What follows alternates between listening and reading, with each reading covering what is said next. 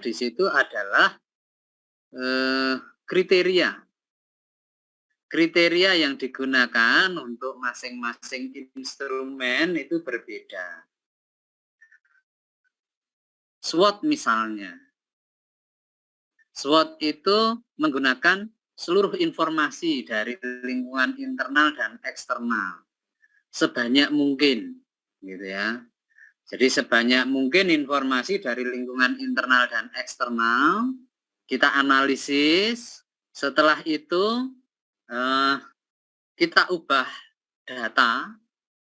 Kita ubah data itu menjadi key success factor. Kita ubah data menjadi key success factor, kalau internal yang menjadi kekuatan dan kelemahan, kalau eksternal yang menjadi peluang dan ancaman. Kita bobot berdasarkan tingkat kepentingannya, ya, di situ ada triki-trikinya ya, karena salah memberikan bobot ya salah, gitu ya.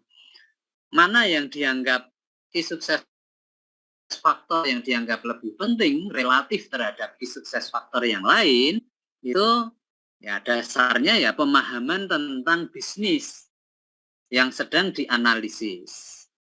Itu. Setelah dibobot berdasarkan tingkat kepentingannya, diberi rating. Rating ini harus membandingkan posisi perusahaan atau posisi satu unit bisnis relatif terhadap unit bisnis sejenis dari korporasi yang lain. Nah, ini juga salah memberi rating, ya akhirnya metode tinggal metode, tetapi hasilnya tidak akan bisa membantu di dalam pengambilan keputusan. Maka tidak boleh salah. Harus objektif juga, ya. Potensi kesalahannya adalah orang cenderung menilai baik untuk kondisi perusahaan dan tidak baik untuk kondisi kompetitor, tidak objektif. Nah, kalau itu juga akhirnya tidak ada gunanya kalau penilaiannya tidak objektif. Maka biasanya karena entah itu dikerjakan sendiri oleh tim manajemen strategik organisasi atau perusahaan, ataupun meng-hire konsultan untuk membuatkan analisis, itu akan menggali informasinya ke manajemen juga, gitu ya. Dan tim manajemen itu kan nggak satu orang, biasanya banyak orang kan, top leader, top manajemen itu kan jajaran direksi itu kan banyak ya. Nah itu maka dibuat panel, semua ditanyai, semua menjawab, ya, dan tentu perlu di briefing dulu bahwa objektivitas ini sangat penting. Kemudian nanti akan dirata-rata, skornya dirata-rata, sehingga artinya begini, secara metode diupayakan sedemikian rupa sehingga nilai itu mendekati realitas. Karena nilai-nilai ini kan digunakan untuk prediksi, ya, mendekati realitas. Ya. Setelah itu baru bobot kalikan rating ketemu skor. Nah, setelah ketemu skornya, kekuatan dikurangi kelemahan, ketemu posisi internalnya berapa, skor internalnya. Hal yang sama kita lakukan terhadap lingkungan eksternal, peluang dan ancaman. Nah, yang tersulit adalah mengubah data lingkungan eksternal menjadi key success factor. Ini nggak mudah dibuat. Tetapi kalau kita melihat data real, itu ya tidak mudah. Ya. Jadi dari lingkungan eksternal ini lebih kompleks lagi, ada lingkungan eksternal makro, kondisi sangat uncontrollable oleh organisasi atau perusahaan, ya, perundangan, ini betul-betul uncontrollable oleh organisasi atau oleh korporasi, semuanya itu, dan mengubahnya menjadi key success factor Dan key sukses faktor ini nanti ada yang menjadi peluang dan ada yang menjadi ancaman. Ya, kalau cuman mengidentifikasi ngarang-ngarang gitu ya gampang gitu ya. Tetapi yang real, yang betul-betul real gitu ya. Misalnya di bisnisnya Mas Indra itu properti ya. Properti ya, betul ya Mas Indra? Kok nggak jelas suaranya?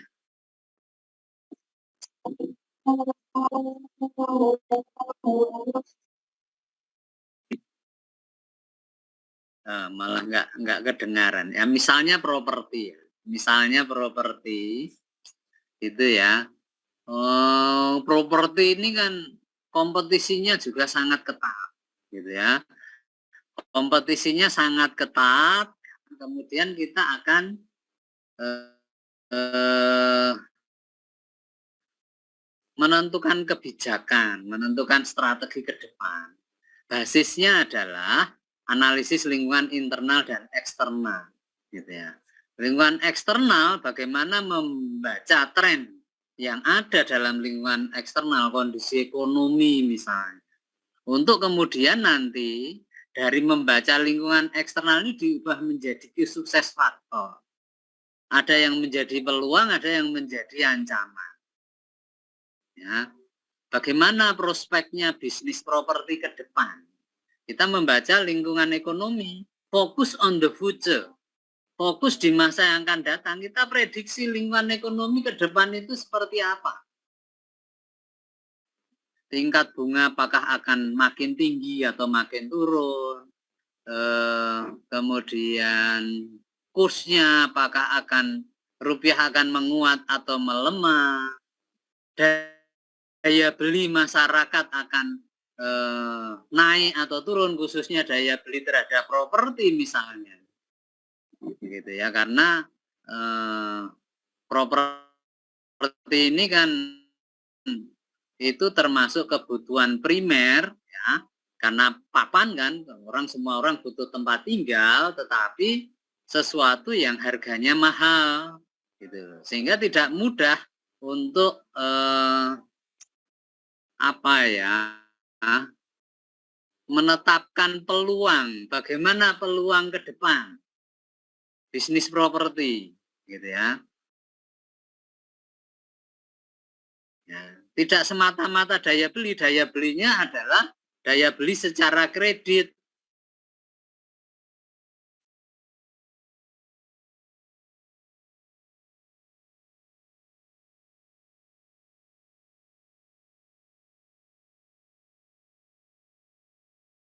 Jadi untuk pembelian properti misalnya, pokoknya saling terkait satu sama lain, dan itu uncontrollable.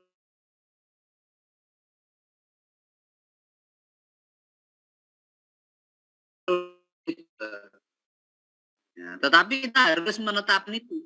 Kita harus bisa membedakan bagaimana sehingga seperti apa dan menilai kondisi sekarang seperti apa, maka kemudian baru menentukan strateginya mesti bagaimana.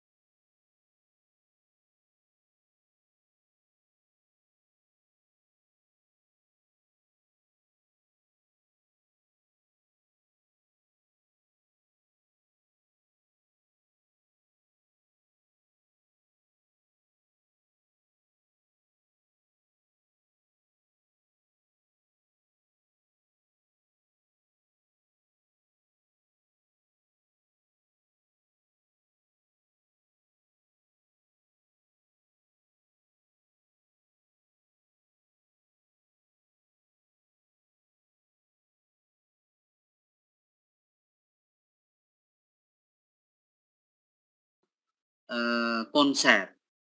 Mesti diterjemahkan lagi lebih kontekstual pada bisnisnya masing-masing.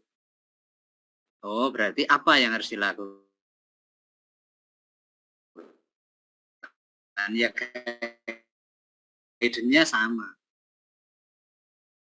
Oh, integrasi ke depan. Misalnya, pilihannya. Dalam bisnisnya masing-masing, apa yang akan dilakukan? Guidance-nya integrasi ke depan untuk mengamankan akses terhadap pasar, misalnya. Atau integrasi ke belakang, backward vertical integration misalnya. Pilihan strateginya. Kita mau integrasi ke belakang kemana? Prinsipnya kan integrasi ke belakang itu mengubah cost center menjadi profit center, juga menjadi pusat laba. Mana yang itu betul-betul efektif? Setiap bisnis ya beda. Itu. Maka dari situ kita harapannya instrumen ini bisa mengarahkan kita pada pilihan strategi yang tepat, membantu pengambil keputusan untuk mengambil kebijakan. Nah, gitu. Itu SWOT yang sangat populer.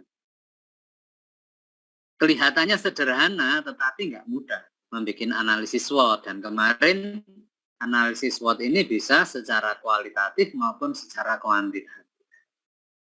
Misalnya sebuah korporasi punya 5 unit bisnis, nah itu bukan SWOT-nya 1. Setiap unit bisnis ya dibuat, IV-nya dibuat, kalau 5 unit bisnis ya IV-nya 5, EV-nya 5, kompetitif profil metriknya 5, masing-masing di SWOT, karena nanti, nah meskipun kita bisa juga membuat SWOT secara keseluruhan bisa, tetapi setiap bisnis itu, setiap unit bisnis harus dibuat masing-masing, gitu. Sehingga tahu, misalnya punya 5 unit bisnis 1 ada di posisi mana, unit bisnis 2 ada di posisi mana, mungkin posisi setiap unit bisnis beda-beda, sehingga setiap unit bisnis strateginya berbeda, gitu. Tanpa meninggalkan ciri khas dari strategi korporasi itu secara keseluruhan, gitu. Itu SWOT. BCG metrik menggunakan kriteria yang lebih sederhana. Gunakan 2 kriteria, tidak lingkungan eksternal secara keseluruhan. Kriteria yang pertama adalah pertumbuhan pasar. Pertumbuhan pasar ini dijadikan indikator untuk mewakili lingkungan eksternal yang kompleks. Kemudian menggunakan pangsa pasar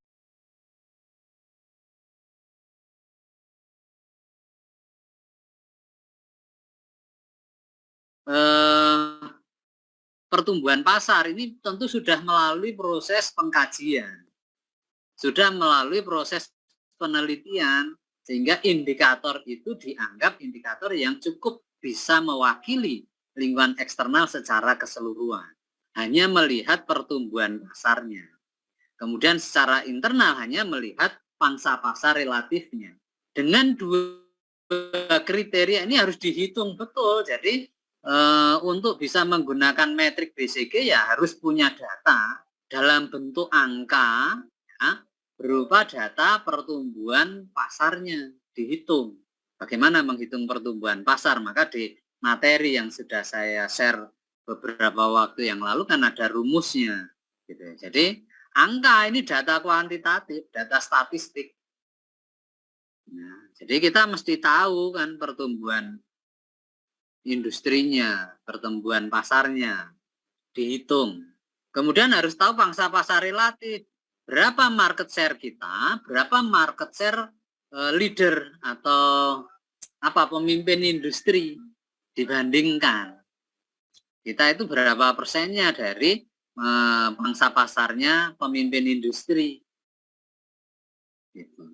Nah, dari 2 data itu ternyata cukup efektif. Nanti ada 4 kemungkinan posisi itu. 4 kuadran. Apakah di posisi question mark, posisi star, posisi sapi perah atau cash cow atau posisi anjing.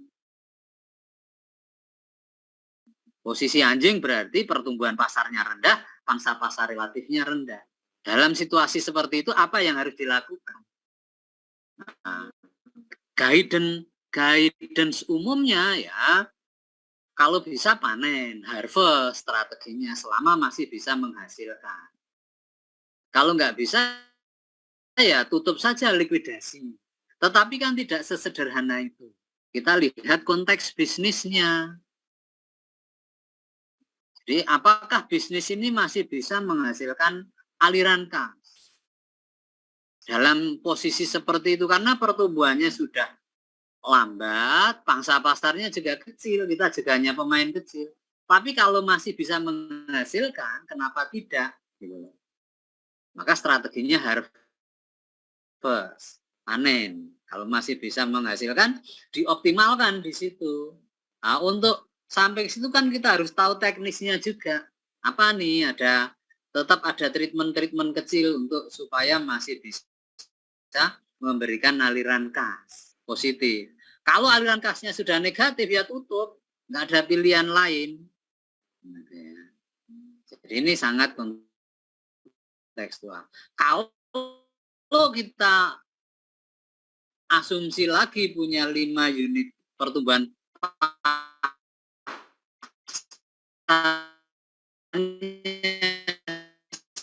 setiap bisnis kan beda, apalagi kalau itu ini 5 unit bisnis. Analisis ini bisa kita implementasikan di level korporasi, bisa juga kita implementasikan di level industri, bisa juga sebenarnya diimplementasikan di level produk. Mungkin itu. Ini kan alat, ya, tinggal unit analisisnya mau yang mana itu kan kita hanya menggunakan alat. Konteksnya kita ngomong analisis portofolio bisnis, ya berarti kita ngomongnya korporasi yang punya banyak unit bisnis mau mengambil keputusan terhadap SBU yang dimilikinya, kan gitu. Jadi di apa namanya, BCG itu teknis, ya, lebih teknis sekali. Di situ digambarkan karakteristik investasi pada setiap posisi bagaimana. Misalnya kan begini, posisi star atau bintang. Asumsinya di posisi star itu, pertumbuhannya tinggi, pangsa pasarnya tinggi, aliran kasnya pasti positif, pasti tinggi. Belum tentu. Karena di posisi itu, unit bisnis yang ada di posisi itu menggunakan peluang yang ada untuk mengejar kapasitas. Sehingga capeknya masih tinggi, capital expenditure-nya masih tinggi.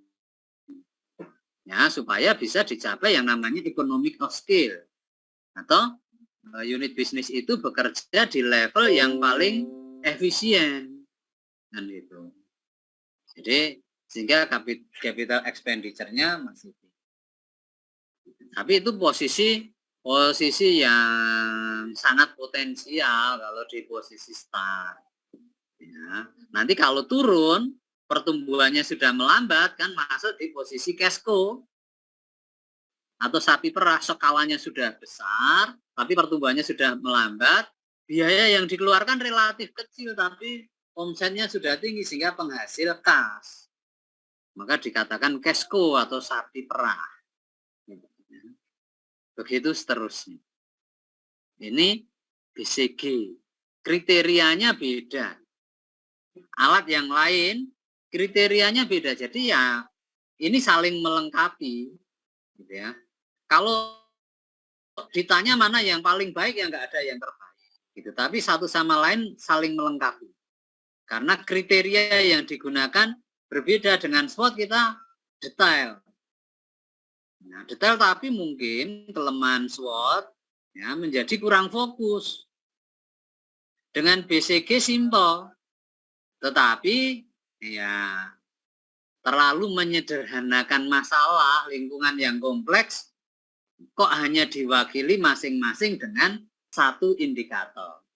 Gitu. Maka ya saling melengkapi, semua digunakan. Bahkan perusahaan-perusahaan konsultan itu kan mengembangkan instrumen sendiri, bahkan dibuat dalam bentuk software gitu, tinggal input datanya nanti keluar hasilnya. Bahkan hasil itu termasuk strateginya apa secara teknis, mereka sudah mendesain software-software demikian karena memang mereka jualan software itu.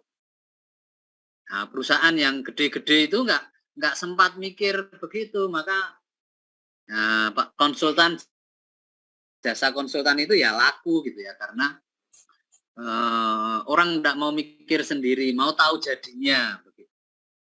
Sehingga bahkan konsultan asing di hire, dibayar untuk, meskipun konsultan itu pasti tanya ke manajemen, tanya ke kita tentang situasinya, informasinya, dia kan nggak tahu gitu ya. Kalau lingkungan eksternalnya mungkin dia tahu gitu, tapi internalnya kan pasti tanya ke kita juga permasalahannya gitu. Itu apa namanya, SWOT dan BCG. Nah,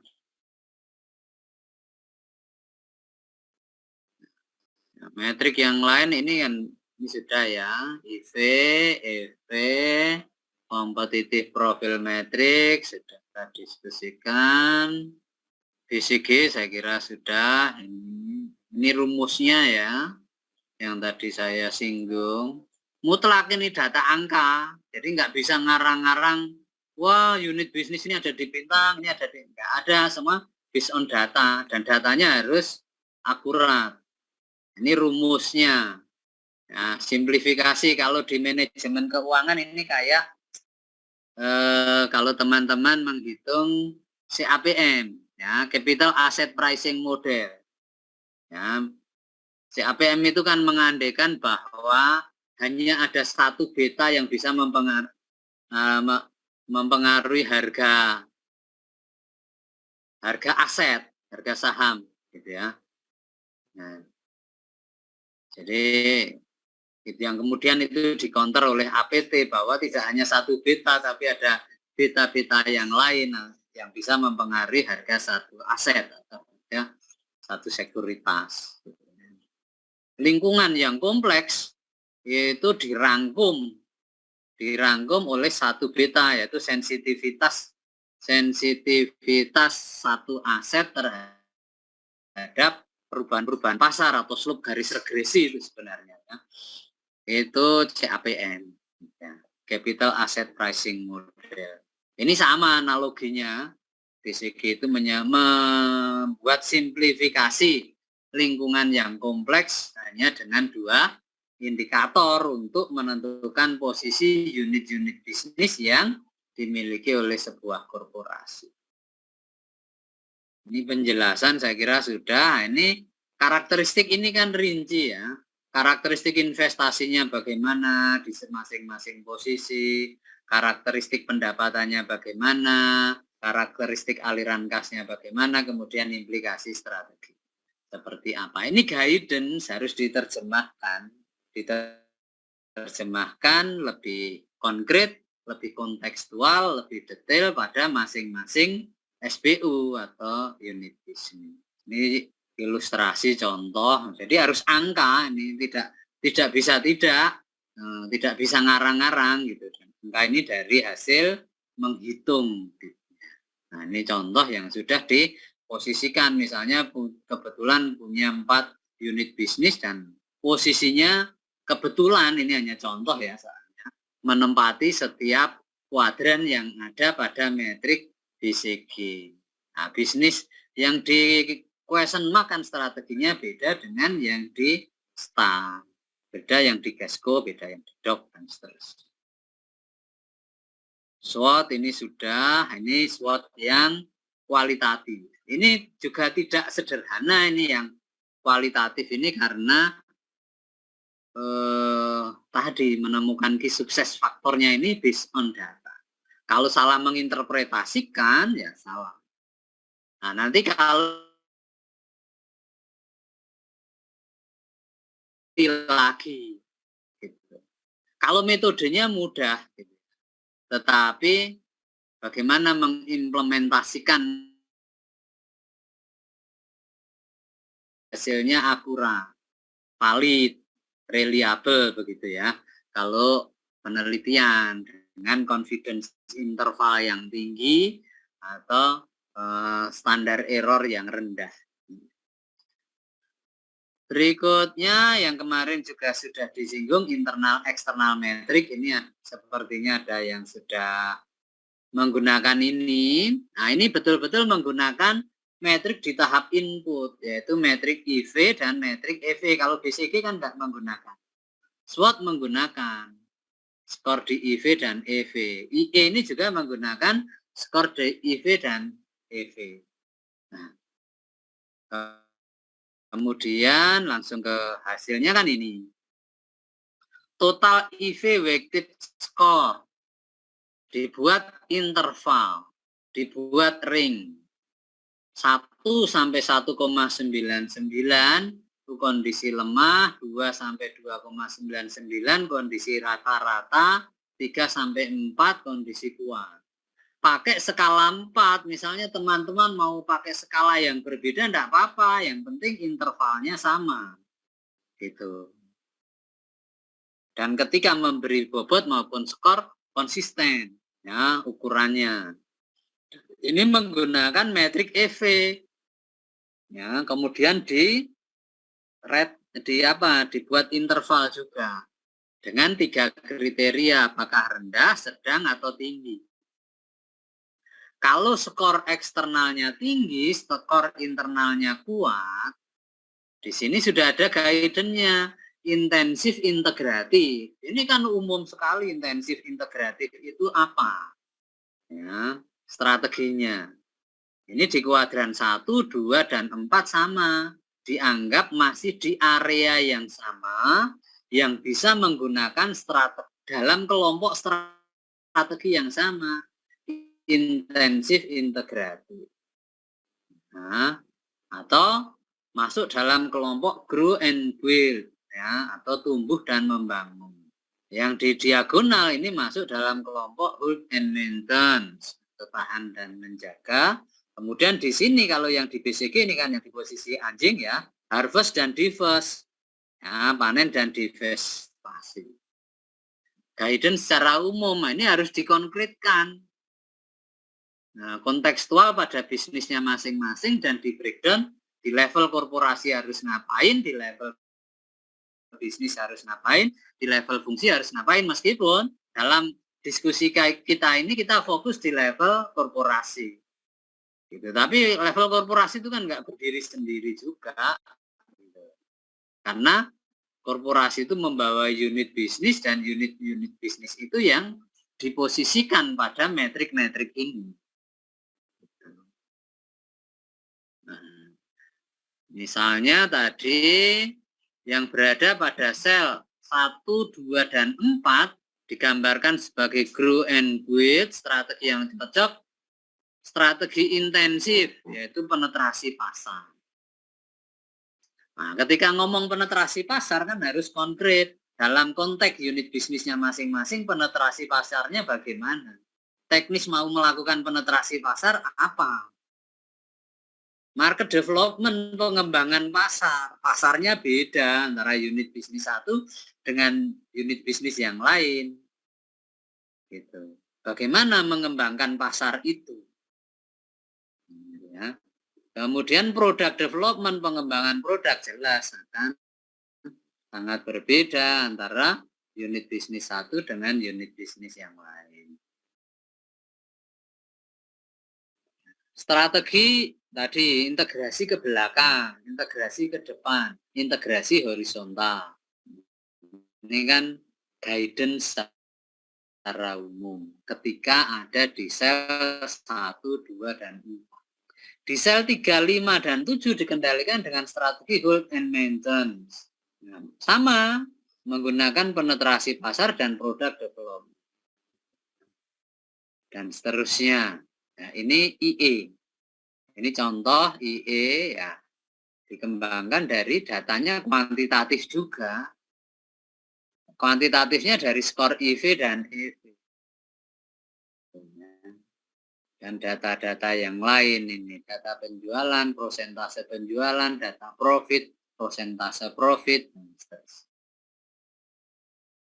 Nah, ini kan hanya untuk memposisikan sebenarnya. Setelah ketemu posisinya dari 9 sel, nah di sini kan sudah di masing-masing sel sudah ada guidance. Gambar besar kecilnya lingkaran ini ada maknanya. Ini mestinya ada pie slice-nya. Nah, besar kecilnya pie slice juga ada maknanya. Maka nanti dicek lagi literaturnya. Nah, pengambil keputusan tinggal lihat, oh posisinya di situ ya, berarti strateginya apa?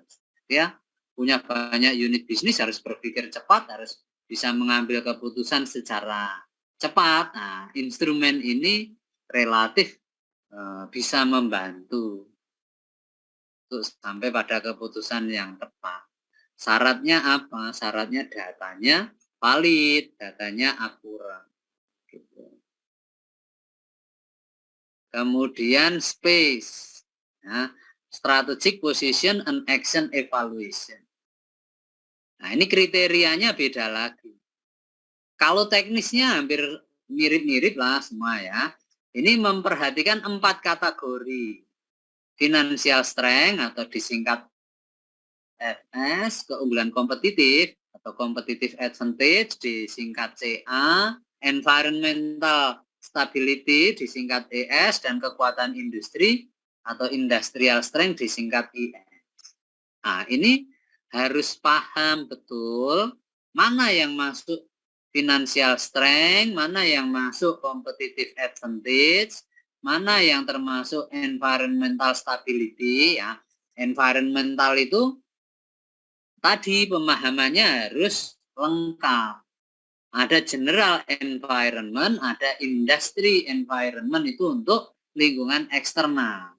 General environment meliputi apa? Kondisi ekonomi, politik, hukum, perundang-undangan, sosial budaya, demografi, teknologi, bahkan lingkungan global. Lingkungan industri meliputi apa? Kalau pakai konsepnya Michael Porter, ada ancaman masuknya pendatang baru, posisi tawar pemasok, posisi tawar pembeli, ancaman dari produk substitusi, dan juga rivalitas di dalam industri. Persaingan di antara para incumbent yang sudah lama ada dalam industri. Ini environment, maksudnya di environmental stability. Nah, environmental stability lebih ke lingkungan eksternal, makro. Karena kekuatan industri ada sendiri, kekuatan industri ya ini pasti lingkungan industri lah. Gitu. Competitive advantage, apa yang menjadi keunggulan, berarti ini bersumber pada situasi internal. Financial strength jelas itu kondisi internal. Nah, dipilih kriteria-kriteria ini lebih lengkap dibandingkan dengan BCG, tentu harapannya memperoleh informasi yang lebih lengkap, lebih akurat, tetapi tidak sekompleks SWOT. Ya, dan ini lebih fokus. Eksternal apa yang harus dicermati? Internal apa yang harus dicermati? Ini lebih fokus, risk metric. Kalau kita bandingkan dengan SWOT. Tetapi yang percaya SWOT bisa juga mengatakan, tapi nggak lengkap. SWOT lebih lengkap, ya boleh saja. Tapi karena saking luasnya lingkungan, khususnya lingkungan eksternal, SWOT itu bisa menjadi tidak fokus. Nah, gitu. Oke, ini langkah membuat, saya kira sudah dibaca ya. Kemudian ada ini kan, posisinya ada ini. Ada posisi agresif, ada posisi konservatif, ada posisi defensif, ada posisi kompetitif. Berdasarkan tadi, kalau perusahaan memiliki kekuatan industri, industrial strength, dan mempunyai kekuatan keuangan, financial strength, yang baik, maka dia ada di kuadran 1. Kalau dia, dan seterusnya. Nah, cara membuatnya seperti ini. Ini juga harus jeli nih. Kekuatan finansial atau FS. Dari mana tahu kekuatan finansial? Ya dari laporan keuangan lah. Dari mana lagi? Ya. Misalnya profitabilitasnya bagaimana ROA, return on asset. Nah, diberi peringkat di sini +5. Ini kan membandingkan dengan pesaing, misalnya tadi contohnya properti itu siapa yang profitnya paling tinggi? Siapa yang nomor 2, nomor 3, sehingga wah ini kan pemimpin industri kan kalau +5 ini misalnya. Tapi tadi ada metodenya kan, cara memberikan skor. Ini kan enggak skala 5 tadi. Seingat saya enggak skala 5. Nah ini. Berikan nilai tiap variabel berkisar antara 1 terburuk dan 6 terbaik untuk tiap variabel yang berkenaan dengan financial strength dan industrial strength. Berikan nilai berkisar antara -1 terbaik, jadi -1 sudah terbaik, hingga -6 terburuk untuk variabel yang berkenaan dengan environmental stability dan competitive advantage. Dan seterusnya. Jadi, lihat metodenya. Itu kemudian ini tadi ya. Financial strength dilihat ROA-nya, dilihat pengungkit itu leverage. Struktur modalnya kan ini. Rasio leverage. Likuiditas, pahamlah likuiditas. Arus kasnya bagaimana. Nah, ini kebetulan nilainya positif semua gitu ya. Cukup baik. Paling rendah 4. Karena tadi tertinggi kan 6. Gitu ya. Kemudian stabilitas lingkungan, environmental stability. Ini lingkungan eksternal makro, maka yang dilihat inflasi. Ini -2 ini cukup bagus karena terbagus itu -1. Teknologi -1, elastisitas permintaan -2, perpajakan -4. Makin minusnya tinggi ya kondisinya makin buruk. Ini nilainya semua negatif. Untuk keperluan metode ya. Kemudian keunggulan kompetitif. Apa yang menjadi keunggulan? Ini kondisi internal. Kualitas produknya, pangsa pasarnya, citra mereknya, siklus hidup produknya. Ini dari mana? Key success factor ini based on data. Datanya bagaimana? Oh, dalam bisnis yang sedang kita analisis ini, faktor kunci suksesnya terletak di kualitas produk, pada penguasaan pasar, pada citra merek, pada siklus hidup produknya misalnya. Bisnis yang lain beda. Nah, kemudian kekuatan industri, ini kan membahas lingkungan industri, kemudian masuk ke pasar, potensi pertumbuhan, akses pembiayaan, koalisi, kemudian ada formula ini. Total skor sumbu Y adalah Fs ditambah ES. Hasilnya sekian. Total skor sumbu X adalah CA ditambah IS, hasilnya sekian. Kita masukkan dalam diagram tadi koordinatnya sehingga ketemu posisinya dalam contoh ini ada di kuadran 1. Kalau kuadran 1 strateginya agresif. Strategi agresif itu apa saja? Integrasi ke belakang, integrasi ke depan, integrasi horizontal, penetrasi pasar, pengembangan produk, diversifikasi terkait dan tak terkait, gitu ya, atau diversifikasi konsentris dan diversifikasi konglomerat. Masih umum kan nih, yang mau digunakan yang mana dulu, maka nanti dibuat skala prioritas menggunakan metrik di tahap pengambilan keputusan menggunakan QSPM metrik. Yang dievaluasi adalah strategi-strategi ini mana yang akan diimplementasikan terlebih dahulu. Gitu. Ini space metric, grand strategi metrik, ini kriterianya beda lagi. Kebetulan ada 4 kemungkinan posisi atau 4 kuadrannya sama, tetapi kriteria yang digunakan beda. Ya, jadi pertumbuhan pasarnya cepat atau lambat, posisi kompetitifnya kuat atau lemah. Dasarnya 2 kriteria itu. Untuk mengatakan pertumbuhan pasarnya cepat atau lambat, based on data. Untuk mengatakan posisi kompetitifnya kuat atau lemah juga based on data berdasarkan berbagai key sukses faktor tadi. Ini grand strategi metrik, ini maka sama.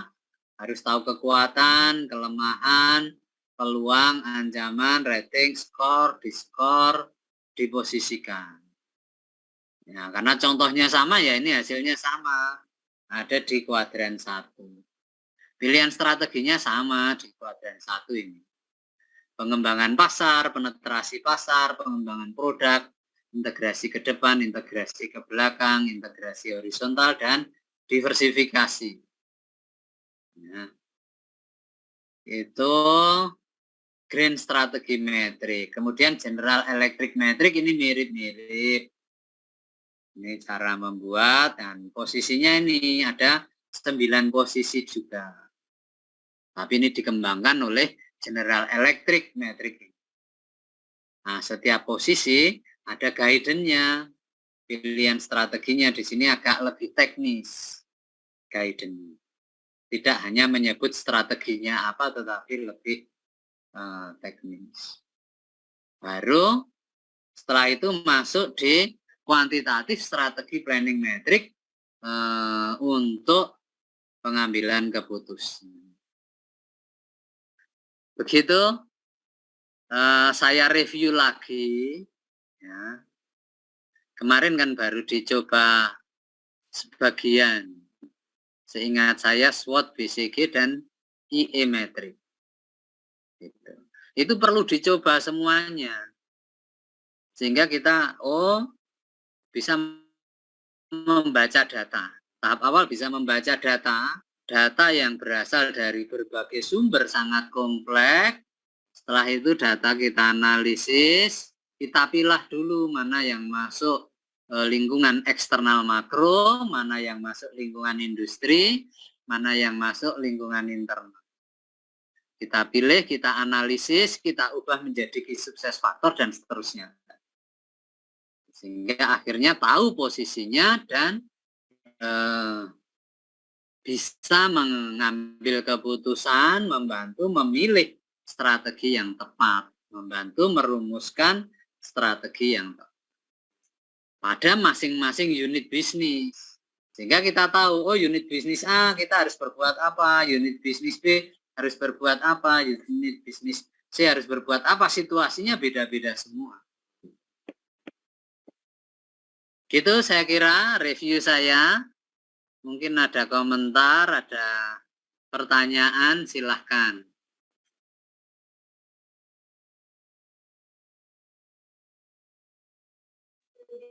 Izin bertanya, Pak. Silahkan Mas Dimas.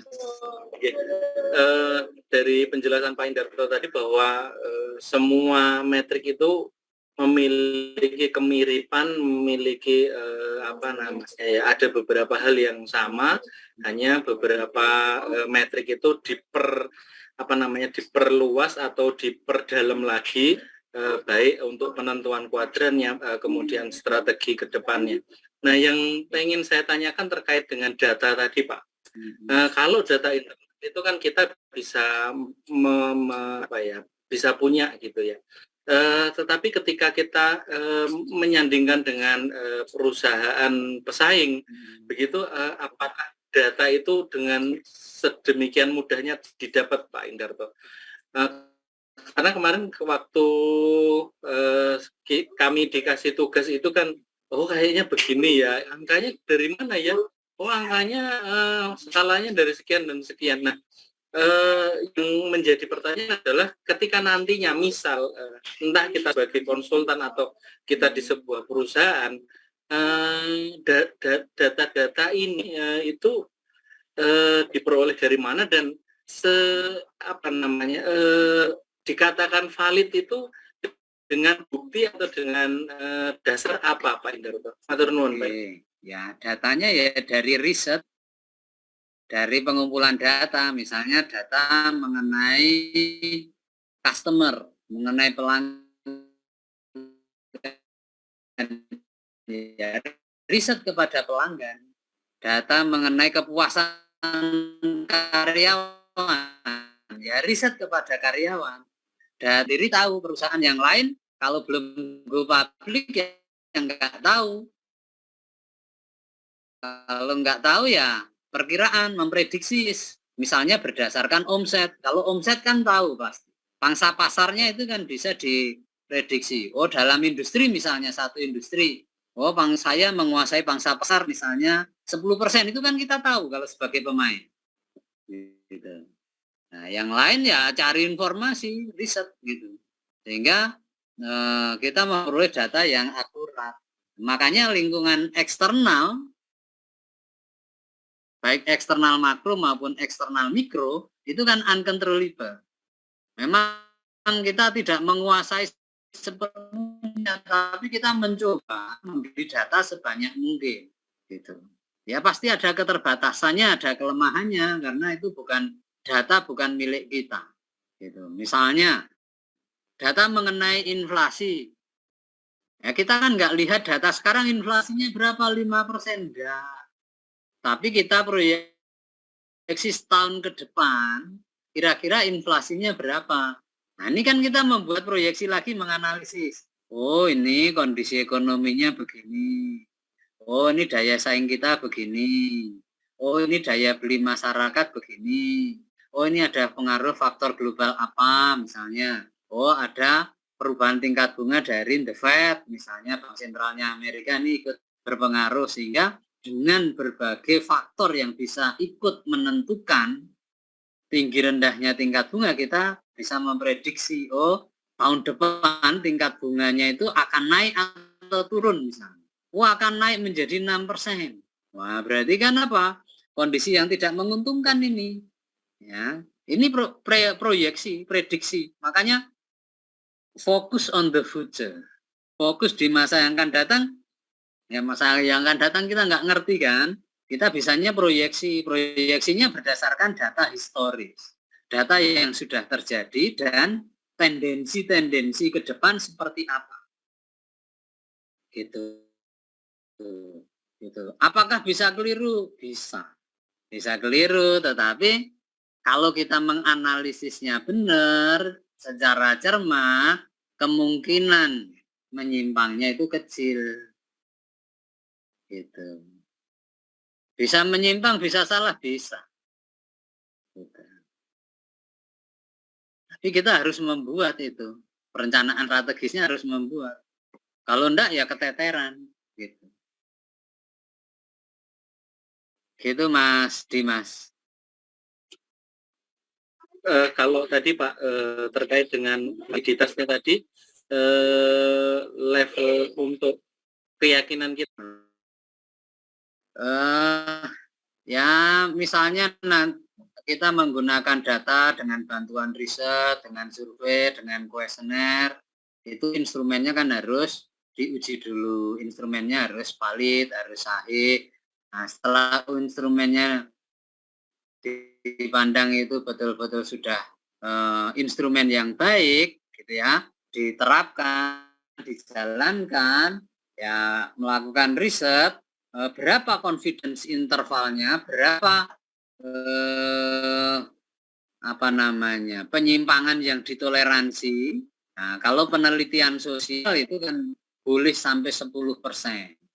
Wah, bisa memprediksi 90% gitu ya sudah bagus. Gitu. Jadi boleh sampai 10% mentolerir. Namanya confidence intervalnya bisa sampai 90%, dengan alfa bisa sampai 10% gitu ya. Kalau di ilmu sosial. Makin bagus datanya, makin piawai menganalisisnya, ya akurasinya makin tinggi. Dan demikian sebaliknya.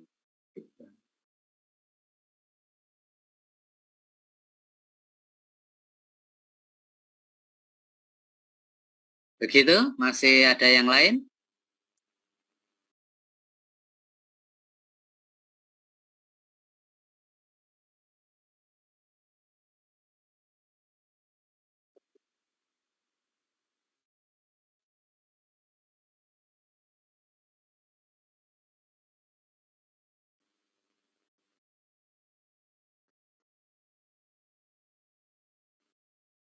Oke, kalau sudah tidak ada, sudah clear, ya,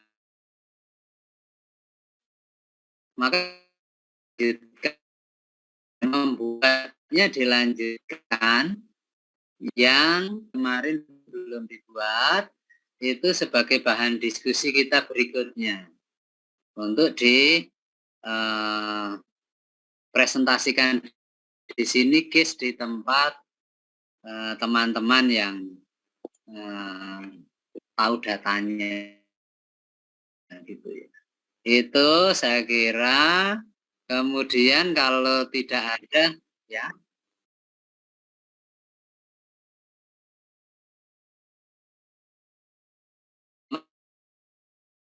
kan menggunakan instrumen-instrumen yang belum dibuat. Kemarin kan baru SWOT, BCG dan IE metric, yang space metric, green strategy metric, general electric metric itu kan belum dibuat. Ya, QSPM metric yang di tahap pengambilan keputusan kan belum dibuat.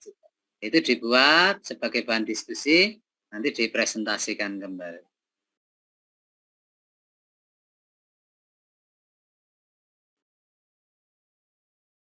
Materinya kan sudah saya share, itu materi yang dulu. Nah, masih sama. Ya. Ya.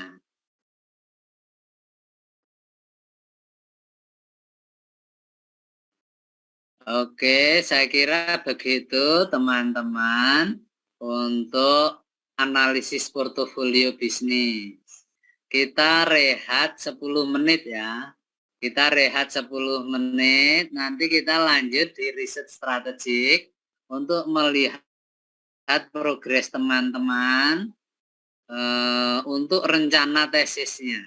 Untuk rencana tesisnya sudah sampai di mana? Ya, kemarin yang progresnya bagus, yang saya ingat Mbak Tita. Mbak Tita ini baru kurang sehat ini.